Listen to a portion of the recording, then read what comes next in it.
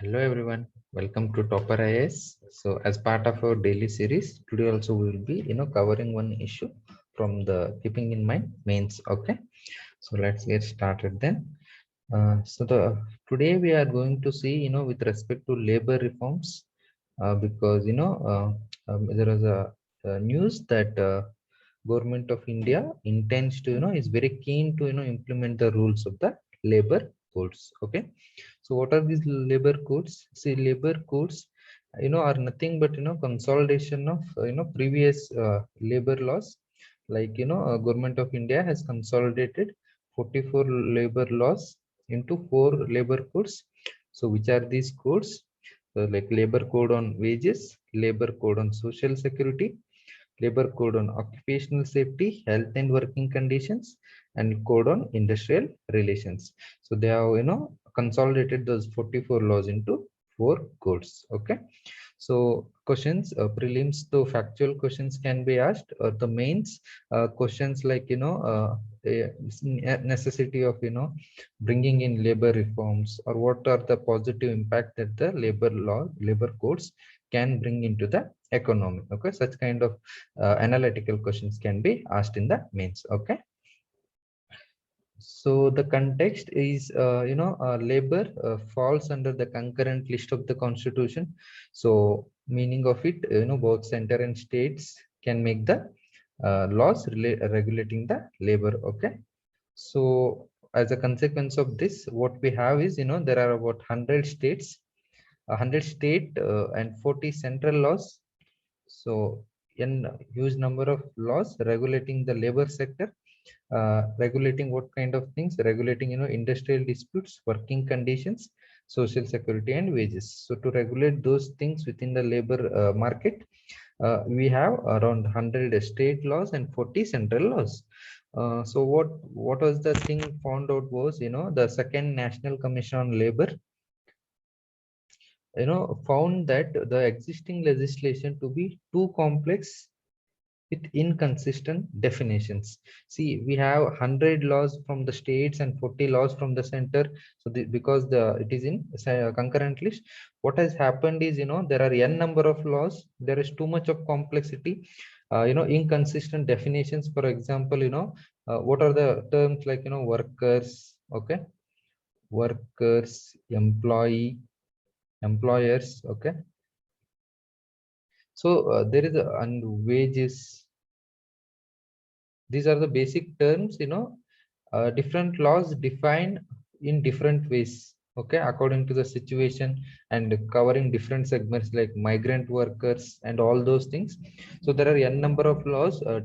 What has happened is different laws has led to giving inconsistent definitions for simple terms also, and it has become very difficult to monitor n number of laws. So the labor laws has become too complex and with inconsistent definitions, is what National Commission on Labor said. And to so that leads to n number of issues, because moment the complexity, it becomes very difficult for companies to even comply with the labor laws.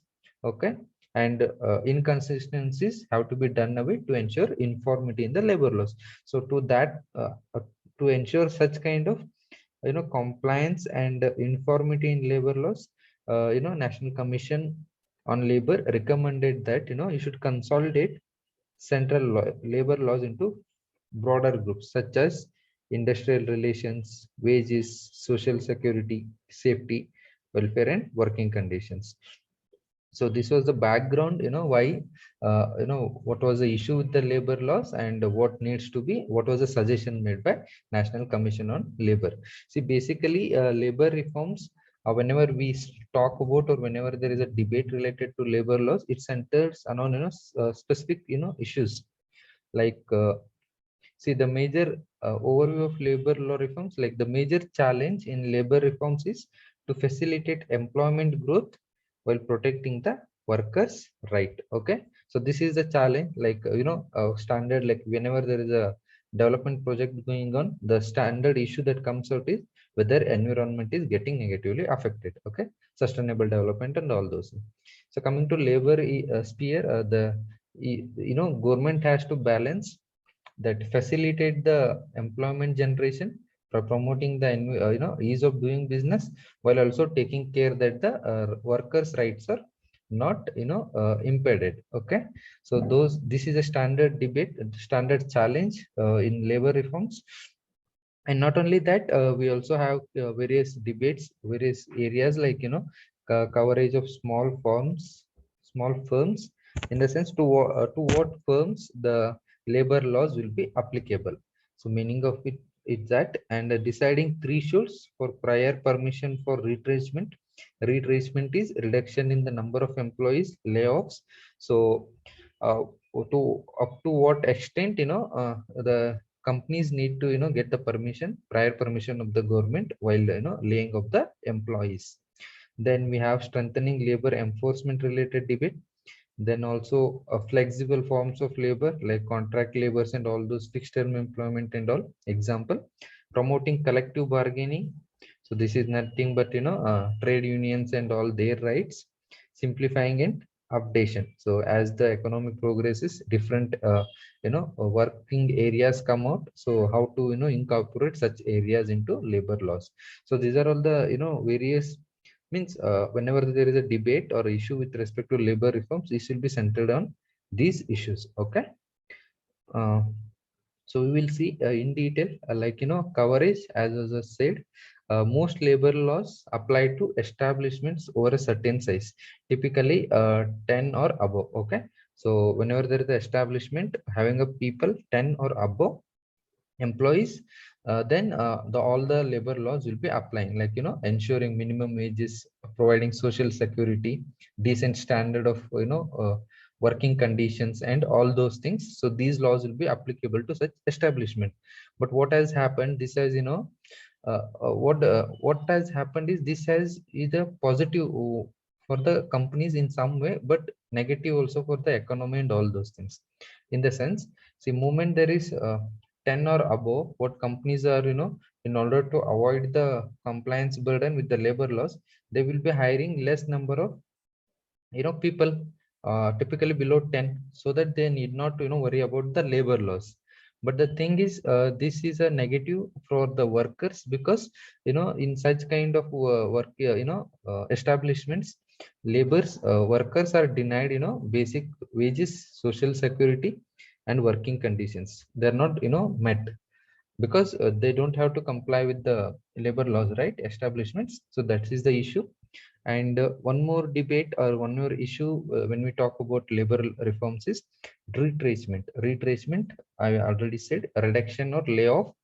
So establishment hiring 100 or more workers need government permission for layoffs. Okay, it has been argued that this has created an exit barrier for firms and affected their ability to adjust workforce to production demands. Okay, so if the establishment has 100 or more workers, if you want to lay off the workers, you have to get prior permission of the government. But such kind of regulations make it difficult for companies to remove the workers, because economy, how it works, whenever there is a lower demand, so because of lower demand, companies have to cut their production, right? So when they have to cut the production, they have already used workforce. What they do is, they will be willing to lay off certain workforce.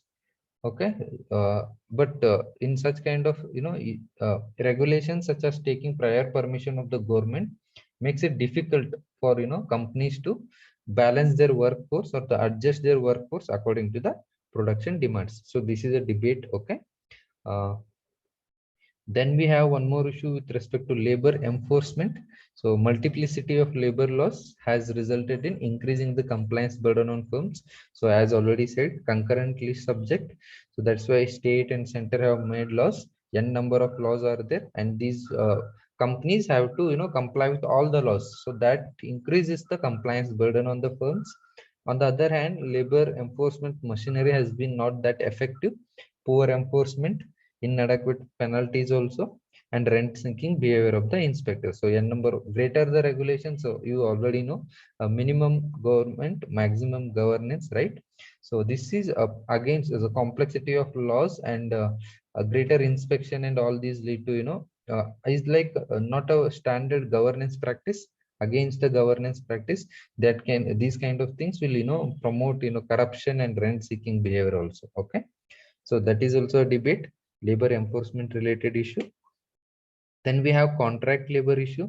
See, as I said, because of lower threshold, companies, will establishments are willing to hire lesser number of employees so that they need not worry about complying with the various laws, various labor laws. But what has happened? They still need workers, right? So what they did is, they hire, contract laborers. So contract laborers they will be hiring only those mean contract for a particular period of time. But what happens? These contract laborers are also denied basic protection such as assured wages.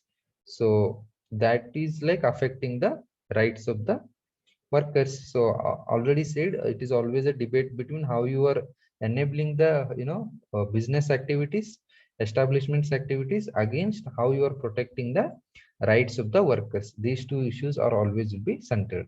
Okay, then we have one more thing with respect to trade unions. See, trade unions, there are several registered trade unions, but there is no specific criteria to recognize unions which can formally negotiate with the employers. Okay, so there are registered trade unions, but there are no definition recognized, to recognize trade unions. So that was the one issue. And another thing with respect to simplification and updation, see, that's what complexity you reduce it to into a simple laws. As National Commission on Labor said, you bring in broad categories of laws. Okay, and not only that, updation in the sense, see, as the time changes, with the time, different structure of economy also changes, and different new jobs and new areas come into play, like industrial revolution 4, if you get artificial intelligence, internet of things.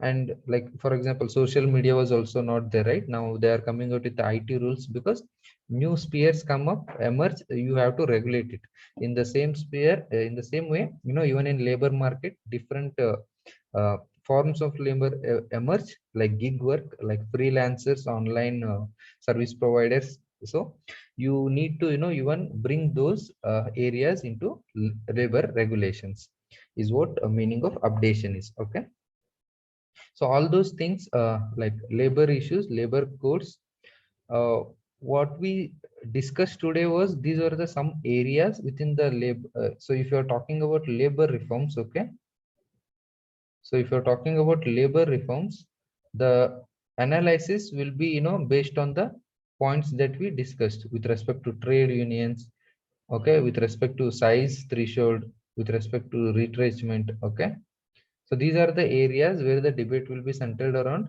And so National Commission of Labor has already has recommended coming with the broad categories, and government has come out with 4 labor codes.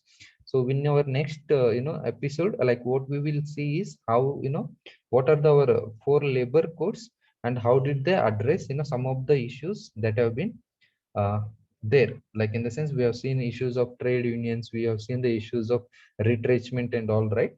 So how do the labor codes accommodate such issues, we will see in the next episode. Okay, so that's it for today. You can download the PDF of this document in the link that is given below. Thank you.